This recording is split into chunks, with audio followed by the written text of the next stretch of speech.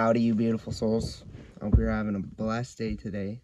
Things are just going your way. Well, and if they're not, maybe go meditate. Maybe go outside. Maybe acknowledge what's bothering you and accept your truth. Either way, we got 3 tunes. We got 5 Minutes by Lori Morgan, Hemorrhage by Fuel, and Standing in the Dark by Nickelback. Once again, 3 good tunes, you know. So we're flipped into Joshua 7. So we're just gonna do a little read and see where we go. Oh, sweet car. Mr. Leahy, what happened to the roof of our car? But the sons of Israel acted unfaithfully and violated their obligation in regard to the things off limits under the ban, those things belonging to the Lord. For Achan, the son of Carmi, the son of Zabdi, the son of Zerah, from the tribe of Judah, took some of the things under the ban for personal gain. Therefore the anger of the Lord burned against the Israelites. Now Joshua sent men from Jericho to Ai, which is near Bethaven, east of Bethel, and said to them, Go up and spy out the land. So the men went up and spied out Ai. Then they returned to Joshua and said to him, Do not make all the people go up to fight. Have only about 2,000 or 3,000 men go up and attack. Is that Ai or I? Do not make the entire army go up there, for they of Ai are few. So about 3,000 men from the sons of Israel went up there, but they fled in retreat from the men of Ai. The men of Ai killed about 36 of Israel's men and chased them from the gates as far as the bluffs of Shebarim and struck them down as they descended the steep pass. So the hearts of the people melted in despair and began to doubt God's promise and became like water, disheartened. Then Joshua tore his clothes and fell face downward on the ground before the ark of the Lord until evening, he and the elders of Israel, and with great sorrow they put dust on their heads. Joshua said, Alas, O Lord God, why have you brought this people across the Jordan at all, only to hand us over to the Amorites to destroy us? If only we had been willing to live beyond the Jordan. O Lord, what can I say now that the army of Israel has turned back in retreat and fled before their enemies? For the Canaanites and all the inhabitants of the land will hear about it, and will surround us and cut off our name from the earth. And what will you do for your great name to keep it from dishonor? So the Lord said to Joshua, Get up. Why is it that you have fallen on your face? Israel has sinned. They have also transgressed my covenant which I commanded them to keep. They have even taken some of the things under the ban, and they have both stolen and denied the theft. Moreover, they have also put the stolen objects among their own things. That is why the soldiers of Israel could not stand and defend themselves before their enemies. They turned their backs and ran before them, because they have not become accursed. I will not be with you anymore unless you destroy the things under the ban from among you. Rise up, consecrate the people, and say, Consecrate yourselves for tomorrow, for thus says the Lord, the God of Israel. There are things under the ban among you, O Israel. You cannot stand victorious before your enemies until you remove the things under the ban from among you. In the morning you shall come forward by your tribes, and it shall be that the tribe which the Lord chooses by lot shall come forward by families, and the family which the Lord chooses shall come forward by separate households, and the household which the Lord chooses shall come forward man by man. It shall be that the one who is chosen with the things under the ban shall be killed, and his body burned with fire, he and all that belongs to him, because he has transgressed the covenant of the Lord, and because He has done a disgraceful and disobedient thing in Israel. So Joshua got up early in the morning and had Israel come forward by tribes, and the tribe of Judah was chosen by lot. He had the families of Judah come forward, and the family of the Zerahites was chosen. And he had the family of the Zerahites come forward man by man, and Zabdi was chosen. He brought his household forward man by man, and Achan the son of Carmi, son of Zabdi, son of Zerah, of the tribe of Judah, was chosen. Then Joshua said to Achan, "My son, I implore you, give glory to the Lord, the God of Israel, and give praise to him, in recognition of his righteous judgments. And tell me now what you have done. Do not hide it from me." So Achan answered Joshua and said, "In truth, I have sinned against the Lord, the God of Israel, and this is what I have done.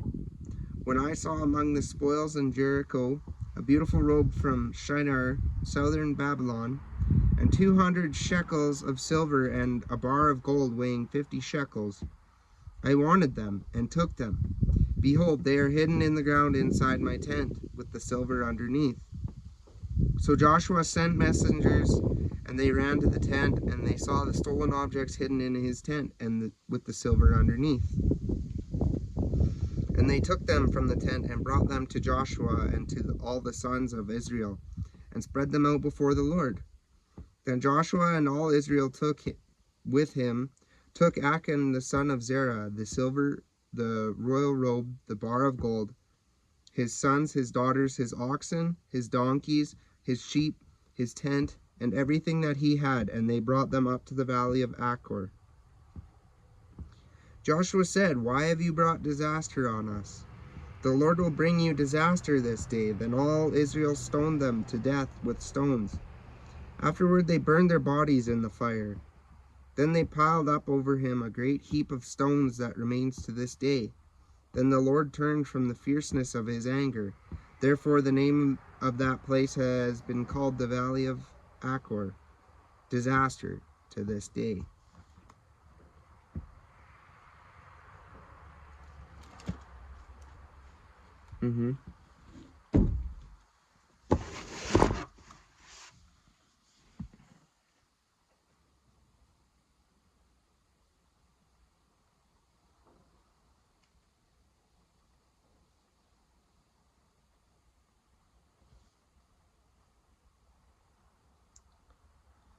So,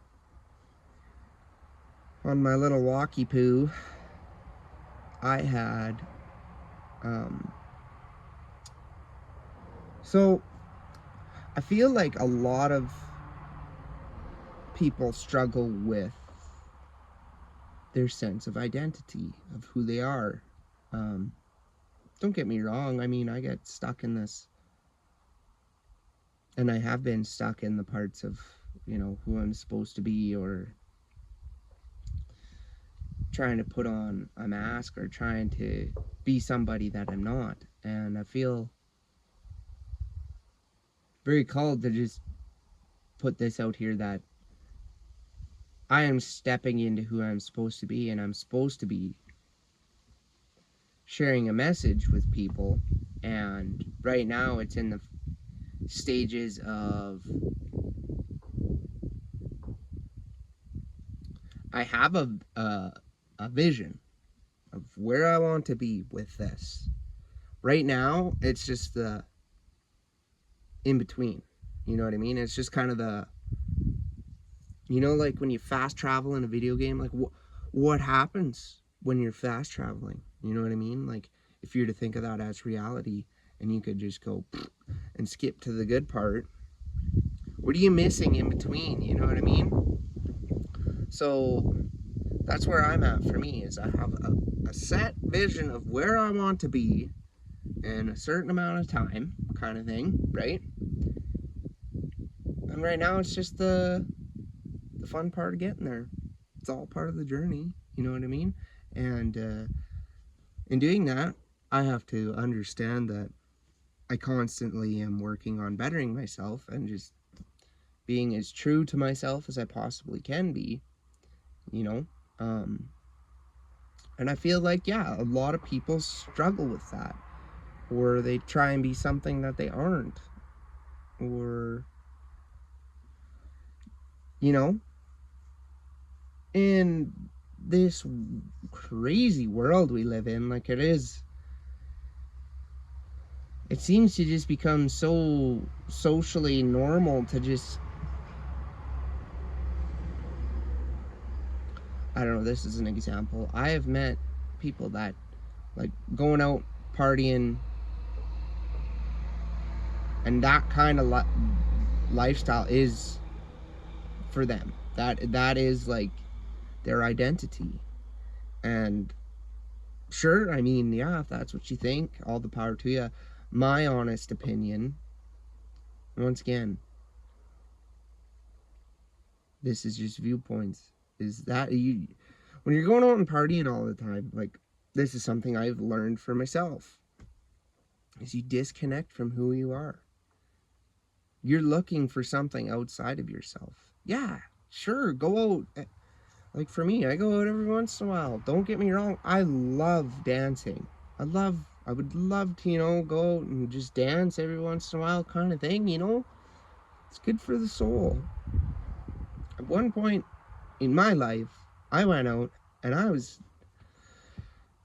yeah, I'm gonna be honest with you. That was my lifestyle. I took Motley Crue, the Dirt movie, and tried to make it my lifestyle. That's the easiest way to put it. I had the mindset of live fast, die young. Well, now I know I'm still only 23. I'm old. I'm an old soul. I had to grow up really fast. Now I really enjoy taking it slow and enjoying the fine things in life. I feel like that's where a person connects with themselves and starts to find themselves after they've been lost for so long, is when you just slow down, appreciate the fine things in life. It's crazy. It is so crazy that we're on a dust ball in the universe, moving at an astronomical rate of speed, and we get to experience so much beauty. You know what I mean? How grass grows. How you can go and stand out in a crop of wheat and it looks like a tabletop. When it's seeded properly and it's got a nice catch, it's coming real nice, right? When you go out and you stand in a crop of wheat and it just looks like a tabletop, that is one of the most beautiful things, in my opinion. Yeah, it is. It freaking is. I love when you can go out and you just look at a crop and you're like, damn, that's a nice crop, Or another thing, I've watched birds all the time. They're unique. And they carry messages. They do. I get intuitive messages from birds. And people are going to be like, what the fuck is this guy talking about? Pardon my language. But I am dialed in with my intuition because I've chose to really connect with my spirituality. Yeah, I don't talk to a soul. I don't go out and do a bunch of stuff. I've started to realize why I don't, and why I don't have a bunch of connections, because, as I get these intuitive downloads, there's a lot of nasty stuff that has happened. And that's for everybody. I mean, there's so many people that they don't understand, your best friend could be preying upon your downfall, praying that you fail. Your family could be, and for me, since I really just went into hermit mode and just focusing on me, it's quite amazing, when you don't have that feeling of loneliness. Like, you don't get me wrong, there's times where I'm like, oh, I really would like to, you know, connect with someone. And now I've went so long without really connecting that I'm kind of awkward, which, whatever, that just comes with time. But then there's parts of me where I'm like, hey, just keep rolling with what you're doing, because it's working. It's working good. And, you know, I want the truth. That's as simple as that, right? And in order to gain the truth, you also have to accept your truth and accept who you are and understand that we are not perfect. And,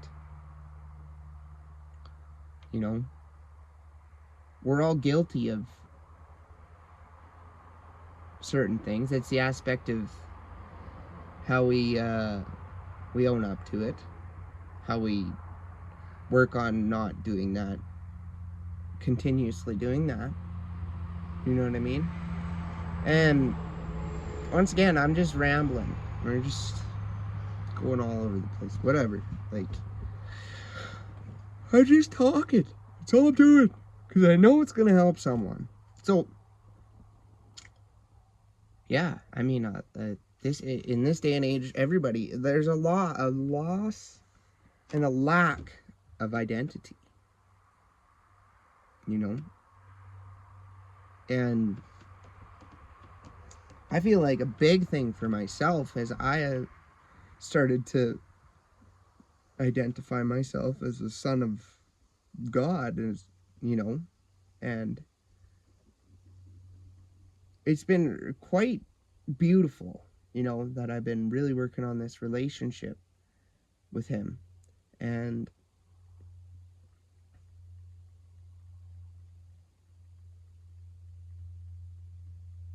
in doing so, I've really come back into understanding who I am, you know. And I feel like there's going to be a moment in time where I really, really, really just everything kind of just, you know what I mean? Like, I know that. That's a deep inner knowing that it's, everything's just going to kind of plop into place. And I have to trust that, you know. And I do. I put a lot of faith into the unknown, you know. And we'll see where it goes. You know what I mean? I trust. I trust very, very deep, on a very, very deep level. And sometimes it can be worrisome, but when you've developed trust issues from certain things happening in your life, and really your only option is to trust what you're doing now, what have you got to lose? At this point, that is what I keep telling myself. Like, what have you got to lose? You know what I mean? And yeah, I'll be honest with you. There's what ifs that play in my head, but what if it works? What if it goes really, really well? You know what I mean? Like, which it will. It will. I believe that, and I trust that, and I have faith in that it will. You know? And I also trust, you know, exactly. I continuously say this, that everything happens for a reason, and I trust that, yes, it's there to teach us lessons and show us a side of ourselves. Because at the end of the day, okay, so when we die, this body dies. Our soul lives on. Our soul carries on. And so we go for judgment when we die. Right? And they're not going to judge you by, oh, how big your house was, or how many cars and trucks you have. They're going to judge by the factor of how many people you helped, how many souls you helped. You know? All the good deeds that you did. All the aspects of trying to correct your wrongs and to become a better person and a better soul. Those are what you're going to get judged on, you know? And that's why I just try to be out here every day, try and be just a smidge better, right? I say that, and I say that every day, you know? And I'm not trying to impress anybody. I'm not trying to show you, oh, you gotta be like this, and you gotta be like that, and I'm just giving you a view of how I see things in the world, you know? Just trying to help someone, because I know somebody might just need that little perspective shift, and it helps them totally understand that, hey, maybe I'm not quite headed on the right path, you know? And another thing I came to terms with is I really have to understand that I've noticed in relationships, platonic, romantic, friendships, you know, family, the whole 9 yards. I really have to understand that a lot of the time I would not shine so bright, you know, to make others feel comfortable. And I'd also, in doing that, I would lose myself and lose who I am, you know.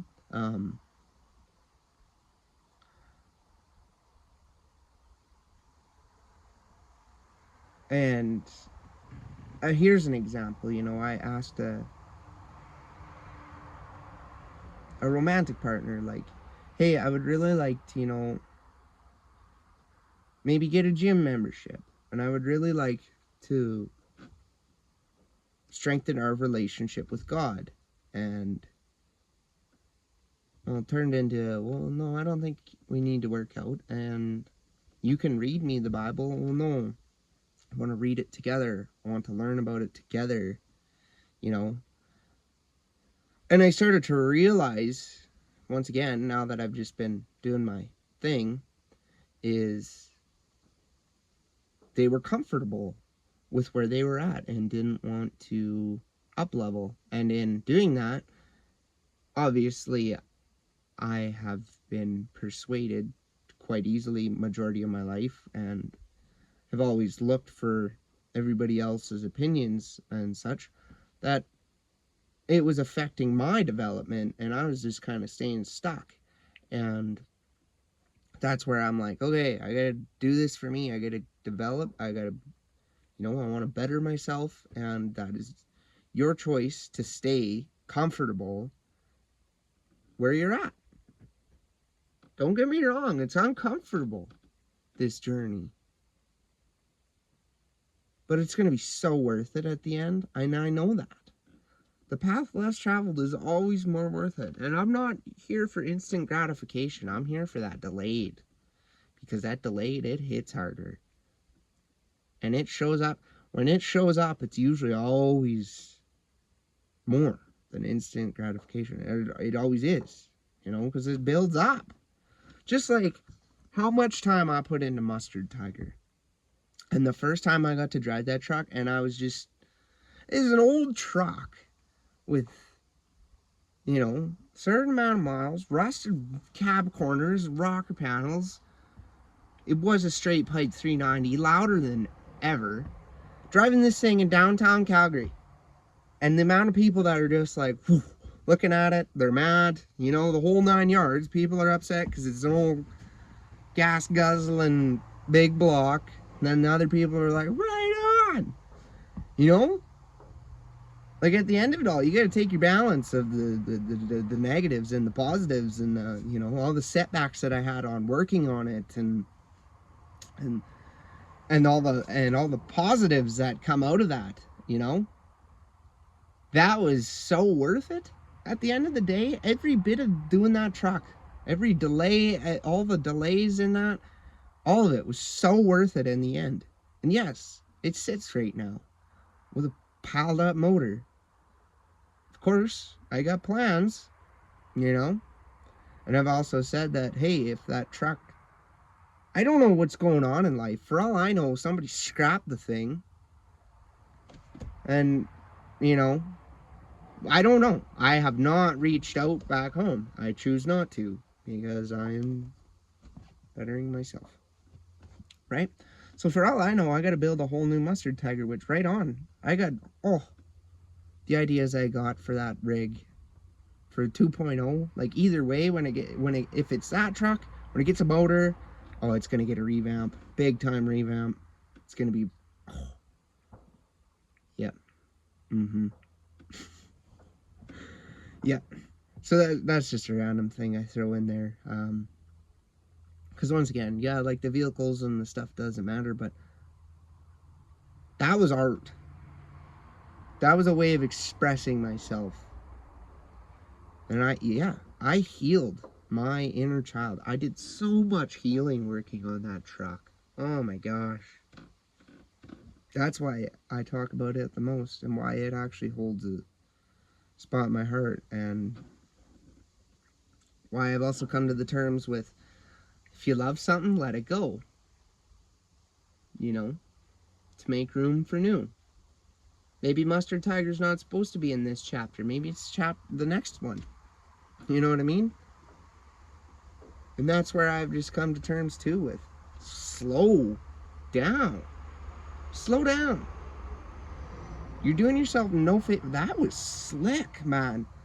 It was a Kenworth with like a West Coast deck. Have you ever seen those style of decks?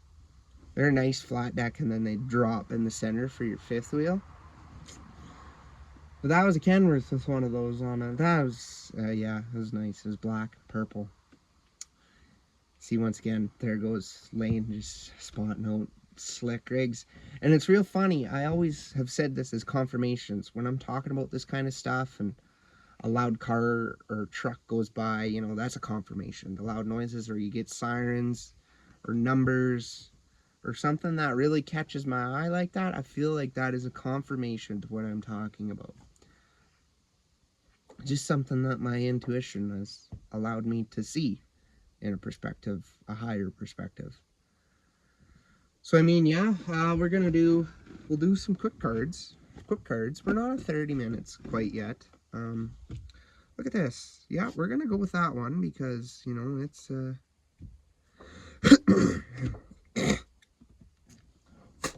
sorry about that. So we're gonna do shuffle. Once again, I really hope these messages are helping at least one person, which I think they are. You know, guys getting a few views. I'm not too big on getting a whole bunch of views. You know, I'm still in the process of figuring it out and letting old things fall away for new beginnings, and you know, it's the way she goes. Yep. So just trust in the process, right? It's all we can do. It's all we can do. Right, is there anything for myself or the highest good of this video? Is there anything for myself or the highest good of this video?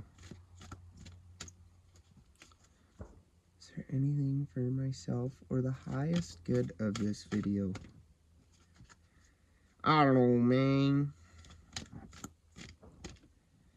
Well, oh, yeah, right arm. Wait. We got two. We're going to do one more. Just, is there anything for myself or the highest good of this video? That guy right there. That guy right there. Look at this. Hey, what a combination. Once again, they're on point. They're on point because it just makes sense to what is going on in my reality, and it could be for somebody else's reality. The first one is launching your journey. Okay, hold on. Where are we at? I am an intrepid traveler sailing forth into the universe. Inner and outer travel are ahead. Get ready, for you are about to embark on a journey. This could be an inner sojourn, a voyage to distant lands, or even a project or idea that is coming to life. Where have you always wanted to go? What have you always wanted to do or be? This is the time to make it happen. Launch yourself forward and explore the world around you. However, before any journey, inner or outer, take time to prepare for the adventure ahead. Know where you are and where you want to go. How will you get there? What steps are necessary in order to take this leap? Have a clear vision, but also be prepared for the unexpected. Allow the journey to bring as much joy as the destination. Questions to ask yourself. How can I prepare for the journey ahead? What is the greatest journey I could embark upon in my life? What destination will be the most fulfilling? Next one is embracing the future. I step into the future with an open heart. What is expected in life tends to be realized. If you anticipate an amazing, joyous, healthy, prosperous future, this is more likely to occur for you than if you assume the worst. Expect the best. Be open for anything. Imagine your life filled with happiness. Your wondrous future is resting on the horizon of your soul, shimmering and bright. Today is yesterday's future, and in every moment you are creating your future. If you're patiently waiting for the future to bring you joy and contentment, your desired outcome may never arrive. But if you learn to create happiness now, your days will be filled with pleasure and bliss. It's great to have a dream. However, if you don't learn to find satisfaction in the meantime, you may not notice when your dreams come true. The purpose of life is not about manifesting your desires. It's about discovering the inner gifts of the heart and experiencing and sharing joy. Be happy now. Enjoy the journey as much as the destination. Questions to ask yourself. What is my probable future? If I'm not satisfied with it, what action steps do I need to take? What is my greatest contribution to the future? I mean, it's kind of just what I've been, working towards, right? Communicating freely. I communicate from the depths of my being. Allow the truth of your soul to be felt and heard. It is an act of power to speak freely and easily. Be willing to stand tall and address people from the center of your being. Know that you can heal yourself and others through communication. This isn't the time to step back. Rather, it is time to step forward and share from your heart. The universe wants you to know you are a natural teacher, and you have the ability to empower and enrich the lives of others through your words. Step into your role as a teacher and leader. Additionally, if there is something that you have held back, now is your opportunity to bring this truth to the light of day. Communication can restore trust and mend lifelong wounds. Take a risk. Speak from your soul with clarity and authenticity, even if it's not easy to do so. If there is any unspoken darkness that lies heavy upon you, now is the time to unburden yourself. If there's someone you love whom you haven't told, share your feelings. Communication can heal, free, and transform your life. Questions to ask yourself. Is there anyone I need to communicate with? Is there some type of communication that I have been withholding? What might I need to do to step into my role as a teacher and leader? So, I've just been communicating on the videos here, and I'm sure somebody's going to be like, well, he doesn't communicate with us. He doesn't communicate with us. What did you do?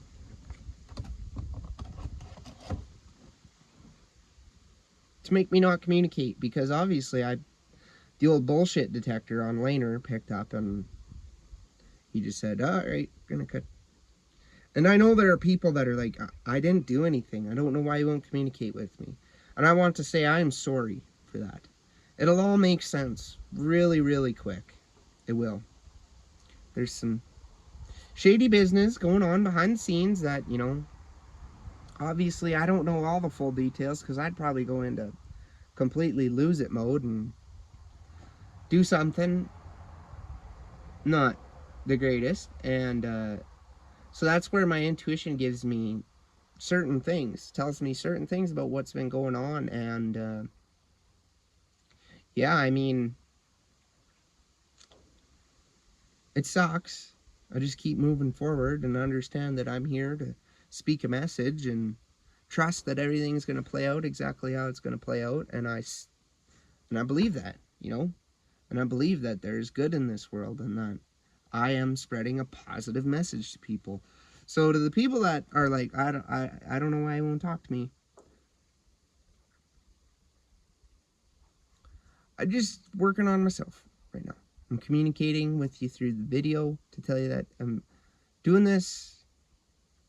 I'm building a relationship with God and letting the stuff that no longer serves me just fall away, and the stuff that's been done in the dark is coming to light, and it'll all make sense. It'll all make sense.